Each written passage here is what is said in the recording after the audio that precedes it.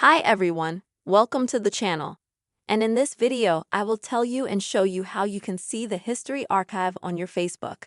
Please subscribe to the channel, also put your likes, write your comments, and let's get started. So, first of all, we're going to need to open Facebook. And then we're going to go down to the menu at the bottom. And now at the top we click on the gear to go to settings. And here we flip until we find the Your Activity subsection. And here we need to click on Activity Log.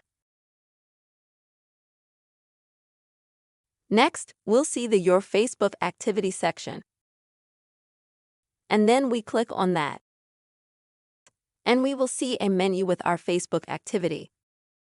And in order to see the History Archive, we find the History section. And we click Manage Stories. Then at the top in the right and left corner, we find the word Archive. Click on it, and then we'll go to the History Archive. And here we have all of our stories that we published at some point. I don't have many of them, unfortunately, because I don't post stories on Facebook. But if you do it quite often, you'll have a big list of stories here.